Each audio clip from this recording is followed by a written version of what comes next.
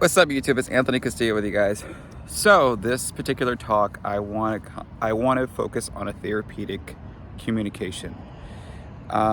It's very essential to understand different levels of communication in our tone, and as well in our way of expressing how we feel and the levels of awareness that we have within ourselves. So, as you've been following my channel, some of its conceptual work is all grounded in spirituality. And as I introduce this concept of liminality and liminal spaces and the thresholds of liminality, I wanted to really focus more on this other expansiveness, especially as we look more deeper with understanding the universe and our place in time and space, and how our mind, body, and spirit are actually all interconnected, whether we believe it or not. With all respect, I do believe that those of us that have so many obligations, so many things that we got to do, I think it's best that we also look at ourselves and take a moment to find, the essential aspect of communication as a therapy. There's various therapies out there. There's hypnotherapy, there's hydrotherapy, there's exercise therapy, there's all forms of therapy out there that we might as well know how to integrate ourselves throughout those actions of taking, let's say you go to a physical therapist and you talk to someone and you have a certain issue with and they will go ahead and just give you some recommendations. I'm not, as this channel being a spiritual point of view, I believe some of us, we can work on so much on the body and our mind, especially like for me, specifically me, I love to do word searches. I love to do crossword puzzles to really enhance my cognitive abilities, and also just stay cognitively sharp in my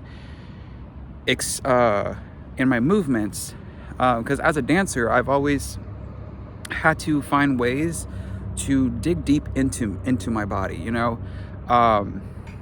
Especially, I'll share just a little note with you guys. I do have a medical condition myself.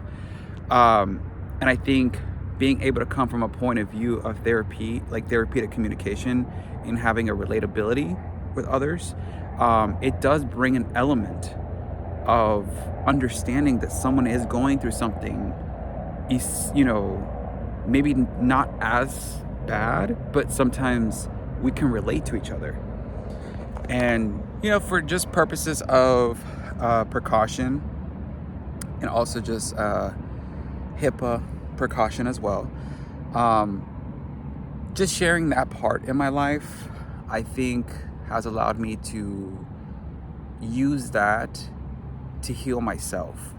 When I got diagnosed, I understood that it was not the end of the world. I knew that there was more to life. There was more to understanding how to make meaning. I unfortunately, at 19, it's something that I never expected, and no one ever wants to expect. A specific condition that does kind of wake us up, But I think that's what's essential here about therapeutic communication, is learning how to express ourselves in ways that we can also relate with others. Because with compassion and empathy, we will be able to relate with others. We'll be able to understand where a person's coming from. Not fully, not entirely fully, but there will be an element of understanding. When we understand each other with, spirituality, we're gonna relate, basically. So I thought that would be just, be very helpful here, especially as it comes to many developments are going to be coming along this channel, especially spirituality, the mind, body, and spirit. When we're working on our body, we're working on our mind, especially our mind. I think our mind is one of the things I think we should always work on, because our minds, our bodies are essential for sure.